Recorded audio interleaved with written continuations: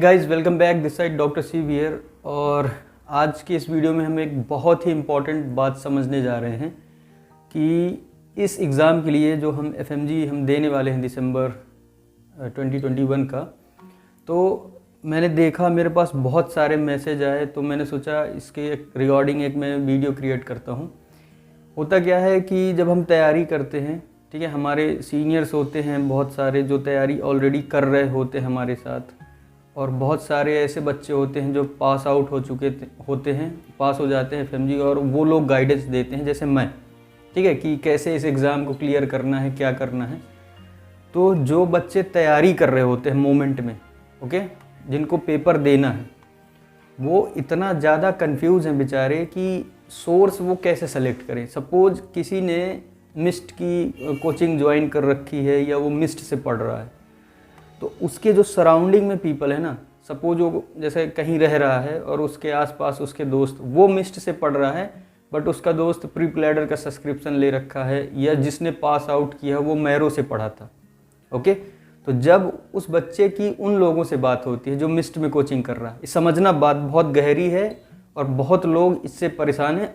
आए दिन मेरे पास 3-4 लोगों का मैसेज आता है इसी रिलेटेड कि हम कौन सा सब्जेक्ट कौन से सब्सक्रिप्शन से पढ़ें या कौन सी कोचिंग से पढ़ें, ओके। ये बात बहुत ध्यान से समझिएगा, बहुत गहरी है, यही फेल करवा रही है हमें। तो होता क्या है, जब वो बच्चा बात करता है मिस्ट वाले प्री प्लैडर से, तो सपोज आप कोई ऐसा सब्जेक्ट पढ़ रहे हो मिस्ट में जो आपको पसंद नहीं आ रहा, सपोज टीचर की लैंग्वेज आपको नहीं समझ में आ रही अच्छे से, उसके पढ़ाने का तरीका नहीं समझ में आ रहा, एक ही सब्जेक्ट की बात थी, ओके, और हो सकता है वो टॉपिक आपको बिल्कुल ना समझ आ रहा हो। तो क्या होता है, जब आप प्री प्लैडर वाले से बोलते हो तो वो क्या बोलता है कि यार मेरा टीचर जो प्री प्लैडर मुझे पढ़ाता तो बहुत मस्त है, उसका वो बहुत फेमस टीचर है, उसके पीछे तो बच्चे पागल हैं। अब जो बच्चा मिस्ट से कोचिंग कर रहा था, मिस्ट से पढ़ रहा था, उसका दिमाग डाइवर्ट हुआ कि यार प्री प्लैडर का वो टीचर ना बहुत मस्त है, तो मतलब मुझे प्री प्लैडर लेना चाहिए, या कि उसके अंदर ये आ जाएगा कि यार काश में प्री प्लैडर लिया होता तो ज़्यादा अच्छा होता। सपोज वही बच्चा मिस्ट वाला अब बात कर रहा है मैरो वाले से जो पास हो चुका है पहले, अब वो उससे बात कर रहा है कि भैया मैं तैयारी कर रहा हूँ, ऐसा वैसा है। तो वो बोल रहे हैं अब सीनियर जो पास हो चुके हैं कि यार मैरो से पढ़ता ज़्यादा अच्छा रहता, बैंक आपकी बेसिक्स बहुत अच्छी हो जाती है, और मैरो से एक बार PG लेवल में पढ़ोगे ना तो FMG क्या है, वो तो निकल ही जाना है। तो वो और कन्फ्यूज़ हो गया, ठीक है। अब आप दुनिया भर की YouTube में वीडियोस देखते हो, हाउ टू पास FMG, और ये जो कोचिंग वाले हैं, जो ऑनलाइन प्लेटफॉर्म्स हैं, वो दावा करते हैं आपको कि अगर हमारा प्लेटफॉर्म चूज़ करोगे तो हम 100% आपको पास करवा देंगे। तो होता क्या है, जब आप इतने सारे एडवर्टीज़मेंट देखते हो, इतने सारे लोगों की एडवाइस सुनते हो इस इरादे से कि मुझे भी इस एग्ज़ाम को पास करना है ना, बहुत गहरी बात है, समझना। तो आप जब बहुत सारी चीज़ें देखते हो तो आपके दिमाग में सेल्फ डाउट क्रिएट हो जाता है कि मेरा मटेरियल कमज़ोर है, ठीक है। फिर क्या करते हो, आप स्टार्ट कर देते हो कि ठीक है मिस्ट से कोचिंग ले ही रहे हो, आपको जो समझ में आया मिस्ट से पढ़े। अब आपने जो दोस्तों से कहानी सुनी कि एनाटमी, सपोज आपने अपने मिस्ट वाले टीचर से पढ़ी लेकिन आपको मज़ा नहीं आई, आपने सुना कि Azam sir is the best for anatomy, okay, Azam sir के बिना एनाटमी नहीं हो सकती। तो फिर आप क्या करोगे कि एक बार अपने मिस्ट वाले टीचर की सुनी बिना इंटरेस्ट के कि यार ये तो बकवास है, क्योंकि मिस्ट वाले वो आजम सर तो बेस्ट है एनाटमी के लिए, ठीक है। अब आप क्या करोगे कि किसी तरह बिना मन के मिस्ट से पढ़ा, अब पहुंच गए आप आजम सर की नोट्स में या वीडियोज़ में। अब आप आजम सर से पढ़े कुछ दिन, ठीक है, आपने एक बार उसको भी पढ़ लिया, आपको लगा अब आजम सर पढ़ा दिए, मेरी एनाटमी डन, मेरे 20 नंबर पक्के हो गए क्योंकि आजम सर ने पढ़ा दिया और बहुत फ़नी तरीके से पढ़ा दिया, मज़ा आ गई, शॉर्ट में सब हो गया, ठीक है।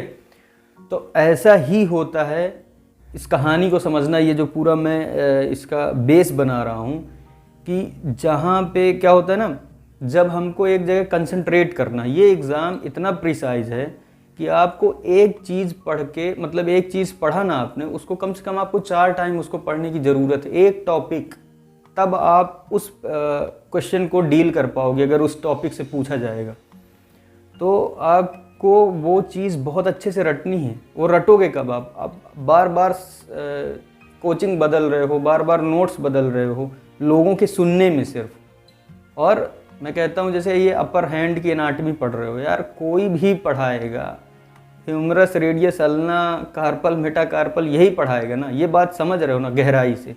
अब आपको ये समझना है कि इस चीज़ में वो जैसे सपोज ये हैंड है तो वो पूछते हैं कि यहाँ पे इंजरी हो गई लिटिल फिंगर साइड तो कौन सी नर्व डैमेज होगी, इस साइड हो गया तो क्या होगा, यहाँ पे फ्रैक्चर हो गया, रिस्ट ड्रॉप हो गया तो कौन सी नर्व इन्वॉल्व होगी, है ना। तो यहाँ पे क्या है, रुक के हमें ये चीज़ें समझनी है। कहीं से भी पढ़ लो यार, कोई ना भी पढ़ाए तो ये एडल्ट ब्रेन है। अब क्या कहानी इतनी सारी सुनते रहते हो कि आजम सर नहीं पढ़ाएंगे तो कुछ होगा ही नहीं, अगर कौशल सर नहीं पढ़ाएंगे तो एनाटमी ही नहीं होगी। ऑलरेडी यार इतने सारे एग्ज़ाम 12th से एनाटमी स्टार्ट हो जाती है, खुद इतने बड़े बड़े एग्ज़ाम कॉलेज के आप दे के आए हो, सब कुछ पढ़ा है।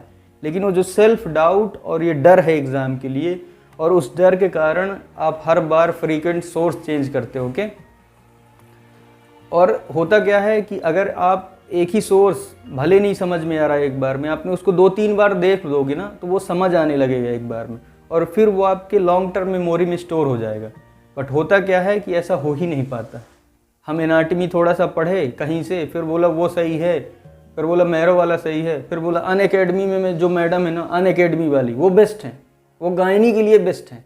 अब आप एक बार प्रसन्नजीत सर से पढ़ लिए, लेकिन जब आप सुनोगे ना कि साक्षी अरोरा मैम इतना अच्छा पढ़ाती हैं, इतना अच्छा पढ़ाती हैं कि एक बार पढ़ लेगा ना तेरे 30 नंबर पक्के, और ये जब बात दिमाग में जाती ना तो भले प्रसन्नजीत सर कितना अच्छा पढ़ाते हो, डाउट क्रिएट हो गया कि यार प्रसन्नजीत से काम नहीं चलेगा, अब क्या चाहिए, साक्षी अरोरा मैम चाहिए, तभी जाके मेरे 30 नंबर आएंगे।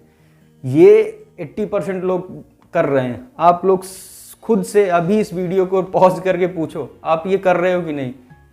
जैसे आप FMG सॉल्यूशन से एक बार कर रहे हो MCQ, फिर कोई आएगा, फिर कोई कुछ बोलेगा कि भाई इस ऐप से कर MCQ। जैसे मैंने बोला, मैं खुद अपनी बात कर रहा हूँ कि मैं प्री PG से कर रहा था, और मैंने बोला कि प्री PG बेस्ट है, उसका कुछ एक रीज़न था। बट सपोज आप FMG सॉल्यूशन करते आ रहे हो पहले से, तो अब आपको FMG सॉल्यूशन नहीं छोड़ना है। इस वीडियो में मैं ये बताना चाह रहा हूँ कि आप चाहे बिगनर हो, फर्स्ट टाइम दे रहे हो ये एग्ज़ाम, या रिपीटर हो, कई बार दे चुके हो एग्ज़ाम, आप एग्ज़ामिनेशन मतलब जब प्रिपरेशन स्टार्ट करते हो, स्टार्टिंग में ही इस चीज़ को एकदम क्लियर कर लो, एकदम क्लियर कर लो कि एनाटमी मुझे इस सोर्स से पढ़ना है, फिजियो मुझे इस सोर्स से पढ़ना है, और सारे सब्जेक्ट का एक आपके पास एक बैकअप क्रिएट हो जाना चाहिए कि इस पूरे 5 महीने मुझे इन टीचर से या इस बुक से मुझे इस तरह पढ़ना है।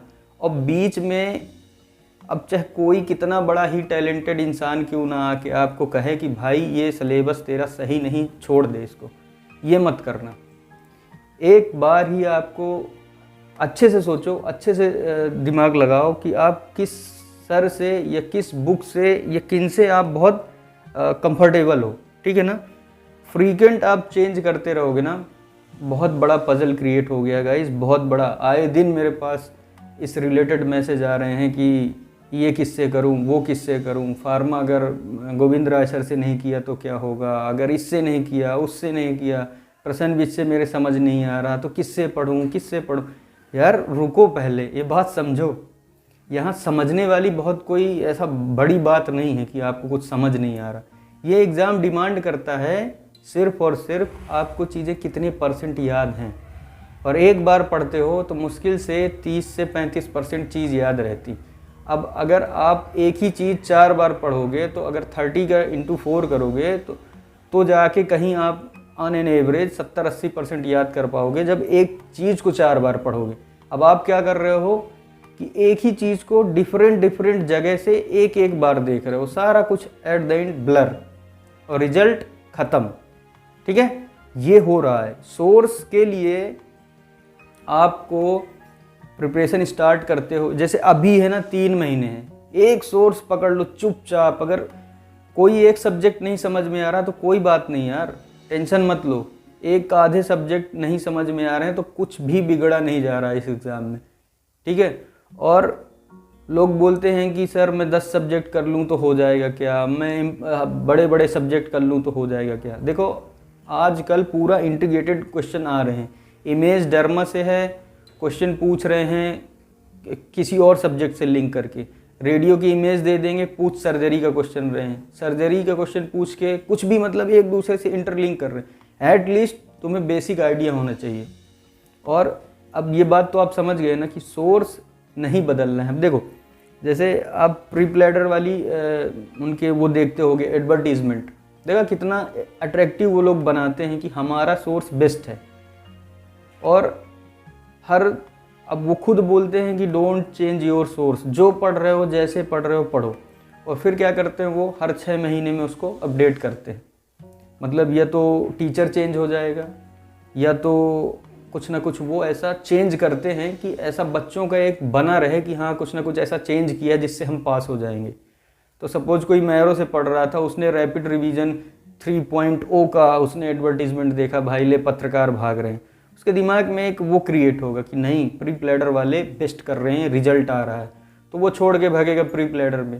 फिर उसके लिए सब नए टीचर्स, नया तरीके से है तो सब मटेरियल वही, बट नए तरीके से कोई परोस रहा उसको, फिर आपको उसको अंडरस्टैंडिंग में। तो ये एक कॉन्सेप्ट समझो, ठीक है ना। आपका कंटेंट सिलेबस के हिसाब से होना चाहिए, आप कहीं से भी पढ़ो। सोचो मैंने अपनी तैयारी सिर्फ मिस्ट की नोट्स से की थी। मिस्ट के नोट से मेरा बेस जो मैंने क्रिएट किया था वो मिस्ट की नोट से किया था। और आप बिलीव नहीं करोगे, जब मैंने 3 महीने का सिर्फ सब्सक्रिप्शन लिया था प्री प्लेडर का, तो मिस्ट और प्री प्लेडर के कंटेंट सेम है। बिकॉज कंटेंट तो सेम ही रहना है ना यार, हर जगह इस बात को समझो, कंटेंट सेम ही रहना है। कोई अपर लिम्ब की एनाटमी बदल नहीं सकता, चाहे कितनी भी बड़ा टीचर हो, कहीं से भी पढ़ा हो वर्ड में, ठीक है ना। अपर हैंड की एनाटमी वही रहेगी, वही फिजियोलॉजी रहेगी इसकी, वही पैथोलॉजी रहेगी, वही मेडिसिन के इससे क्वेश्चन ही बनेंगे।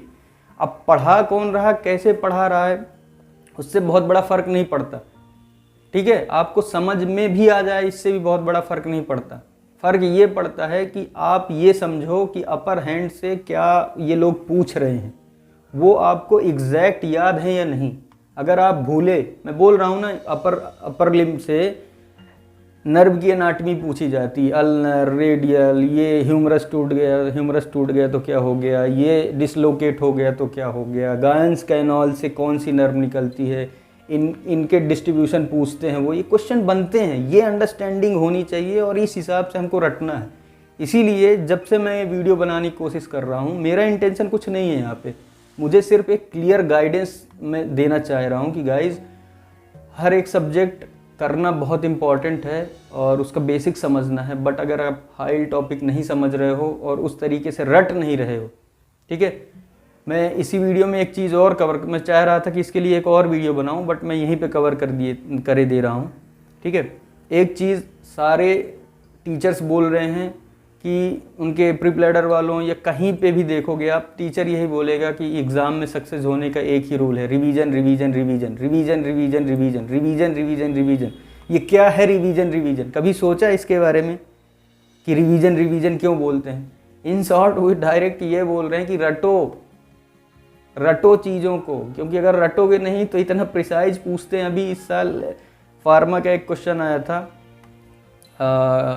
डायबिटिक ड्रग था, ठीक है, उसमें वो पूछे थे शायद कि लॉन्गेस्ट एक्टिंग कौन सा है, और उसमें वो सारे एक ही ग्रुप के लिख रखे थे ड्रग्स, विल्डाग्लिप्टिन, सीटाग्लिप्टिन, ये सारे ग्लिप्टिन्स लिखे थे, है ना। अब उसमें तुम्हें मोस्ट एक्यूरेट मतलब जो लॉन्गेस्ट एक्टिंग था, तो अब ये तब समझोगे जब तुम ये जानोगे कि मुझे रटना क्या है। तो ये रिवीजन रिवीजन रिवीजन का कॉन्सेप्ट सही है, बट अब खुद से क्वेश्चन पूछो, क्या सब कुछ रिवाइज कर सकते हो? खुद से पूछो ना, लॉजिकल बनो थोड़ा, क्योंकि ये एग्जाम पास करना है हमको, मजाक नहीं है ये। खुद से क्वेश्चन पूछो, सर्जरी क्या तुम 3 बार रिवाइज कर सकते हो? ये जो बोलते हैं ना रिवीजन रिवीजन रिवीजन रिवीजन ही करते रहो, रिवीजन ही करते रहो। खुद से क्वेश्चन पूछो, मेडिसिन सर्जरी क्या तुम 3 बार इन 5 महीने में रिवाइज कर सकते हो? हैं, एनाटमी इतना बड़ा सब्जेक्ट है, और माइक्रोबायोलॉजी, ये जो बड़े बड़े सब्जेक्ट है, कितना रिवाइज करोगे? टाइमिंग सोचो, लॉजिक लगाओ, कितना रिवीजन करोगे? तो मैं क्या बोल रहा हूँ, रिवीजन हमें करना है, इसमें कोई डाउट नहीं। विदाउट रिवीजन हम इस एग्ज़ाम को क्लियर नहीं कर सकते। तो रिवीजन का मतलब ही है रटो। रटना क्या है?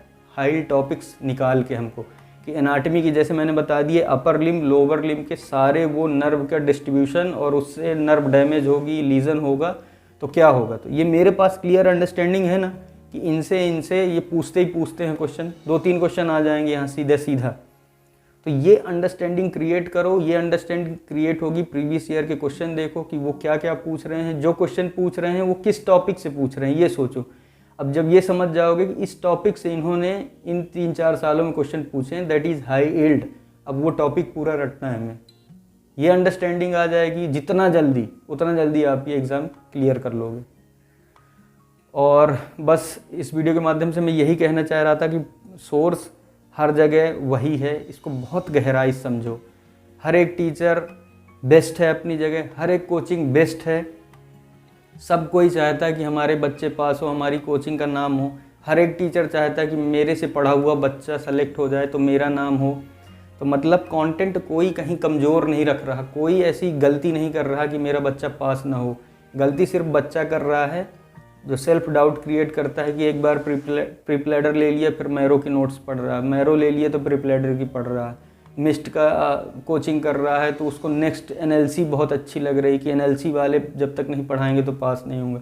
एनएलसी में पढ़ रहा तो उसको लग रहा अनअकैडमी वाला जब तक नहीं पढ़ाएगा टीचर तो नहीं होगा।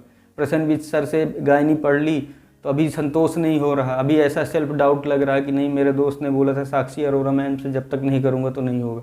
तो ये बातों को समझो, मैं क्लियर बोल रहा हूँ कि जब मैं पीडीएफ से ब्लैक एंड वाइट पढ़ के अपना बेस क्रिएट करके एग्ज़ाम क्लियर कर सकता हूँ, तो आप कोचिंग करके डेफिनेटली कर सकते हो। बस ट्रस्ट रखो उन टीचर्स में और ख़ुद में ट्रस्ट रखो कि मैं इसको 3 बार पढ़ूँगा, मतलब एक बार पूरा बेस पढ़ लिया, मुझे सब अंडरस्टैंडिंग हो गई कि ऐसे ऐसे पढ़ना ये। अब उस सब्जेक्ट में प्रीवियस ईयर क्वेश्चन निकालूंगा और उनके सारे हाई यील्ड टॉपिक्स रट लूँगा, उनको मैं 3 बार रिवाइज़ करूँगा। ये पॉसिबल है कि हाई यील्ड टॉपिक 3-4 बार रिवाइज़ करना पॉसिबल है। अब जैसे मैंने खुद के अपने हाई यील्ड बनाए थे 8 मतलब लगभग 900 कुछ पेज के बने थे। अब 900 पेज की चीज़ें रिवाइज़ करना इटसेल्फ बहुत बड़ा एक टारगेट है। मैंने उसको प्रैक्टिकल किया, पूरा 900 पेज मैंने रटे और 182 नंबर ले आया चुपचाप। मुझे इस एग्ज़ाम के पहले ज़्यादा क्लिनिकल मेरा स्ट्रॉन्ग था, मैं ज़्यादा पढ़ाई करता था इससे ज़्यादा, लेकिन जब इस एग्ज़ाम में मैं फ़ेल होना स्टार्ट हुआ मैं समझ गया कि इसको इस तरीके से नहीं पास किया जा सकता। मैंने सारे सब्जेक्ट के हाई यील्ड निकाले, एग्ज़ाम वीडियो सॉल्व किया, पूरा लिख डाला, रट दिया, ख़त्म कर दिया एग्ज़ाम। और यही कॉन्सेप्ट मैं आप लोगों को बता रहा हूँ क्योंकि मैं जानता हूँ इस एग्ज़ाम का पेन कितना होता है। पूरी लाइफ रुक जाती है, लोग तरह तरह के ताने देते हैं, खुद को नहीं परिवार वालों को भी देते हैं, ठीक है ना। हमें दें तो चलता है कि बच्चे की लाइफ ख़राब हो गई, आपने सोचा नहीं था, क्यों भेज दिया, यही डोनेशन दे देते। यार लॉजिकल रहो, ठीक है। आशा करता हूँ कि ये 2 कॉन्सेप्ट समझ में आए होंगे कि सोर्स नहीं चेंज करना है। घटिया से घटिया भी टीचर पढ़ा रहा तो वो कंटेंट कवर कर रहा है, हमें 3-4 बार रटना। टीचर की कोई गलती नहीं, कोचिंग वालों की कोई गलती नहीं, हम नहीं रट रहे हैं चीज़ों को, हम नहीं समझ रहे हैं हाई यील्ड क्या है, हम समय नहीं दे रहे, हमारी गलती है। टीचर या कोचिंग की कोई गलती नहीं, सब लोग अपना बेस्ट दे रहे हैं, सिर्फ हम बेस्ट नहीं दे रहे हैं रटने में। चीज़ों को ऊपर पढ़ के निकल गए, फिर एग्ज़ाम में आए तो कन्फ्यूज़ हो जाते हैं। तो हमें रटना है। और दूसरा रिवीजन का मतलब ये है कि हमें हाई यील्ड पूरे सब्जेक्ट के रटने हैं, वो हम रिवाइज करें, वो ज़्यादा फ्रूटफुल होगा। ओके गाइस, आशा करता हूँ कि इस वीडियो से आपको कंटेंट क्या लेना है, कैसे सेलेक्ट करना है, इसका एक ओवरव्यू मिला होगा कि कैसे कवर करना है और नेक्स्ट रिवीजन वाला क्या कॉन्सेप्ट है। Okay, so all the best guys.